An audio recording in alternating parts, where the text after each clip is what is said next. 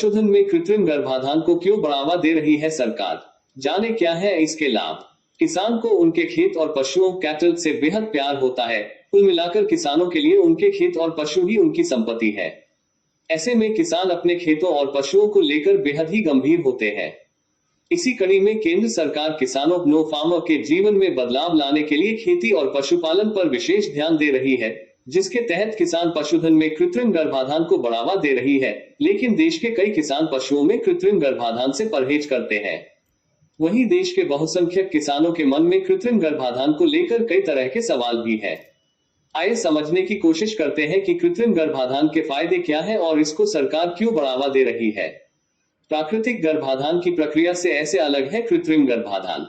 कृत्रिम गर्भाधान के बारे में जानने से पहले यह जरूरी है कि यह प्राकृतिक गर्भाधान से कैसे अलग है। असल में प्राकृतिक गर्भाधान के लिए गाय को सांड के पास ले जाना चाहता है, लेकिन कृत्रिम गर्भाधान में गाय को गाभिन कराने के लिए किसी भी सांड के पास ले जाने की जरूरत नहीं पड़ती है। इसके अलावा कृत्रिम गर्भाधान से बीमारियों तथा हानिकारक अप्रभावी एलील्स फैलने का खतरा भी बेहद कम हो जाता है। इसके अतिरिक्त कृत्रिम गर्भाधान को बेहद किफायती माना जाता है। कुछ किसान कृत्रिम गर्भाधान को बांझपन या रिपीट ब्रीडिंग का एक उपचार मानते हैं, लेकिन ऐसा नहीं है। कुल मिलाकर यह एक रोग मुक्त आनुवंशिक रूप से श्रेष्ठ वंशावली वाले सांड के सीमेन से पशु को गर्भित करने की एक कृत्रिम विधि है। कृत्रिम गर्भाधान में एक डोज से हो जाता है गर्भधारण।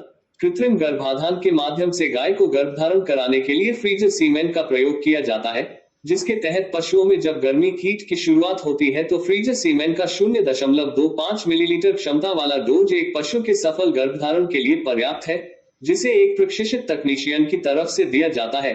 वहीं कृत्रिम गर्भाधान में पशु में गर्मी आने के बाद डोज देने के लिए सही समय का चयन करना जरूरी है। इसके तहत गर्मी आने के 12 से 18 घंटे तक यह डोज दिया जा सकता है।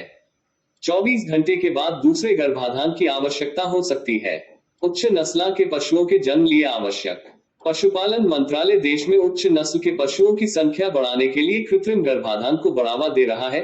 इसके लिए मंत्रालय की तरफ से राष्ट्रीय गोकुल मिशन भी चलाया गया है। असल में गाय को गर्भाधारण कराने के लिए किसानों को बेहतर नस्ल के सांड की व्यवस्था करने में चुनौती होती है, जिसका समाधान कृत्रिम गर्भाधान है।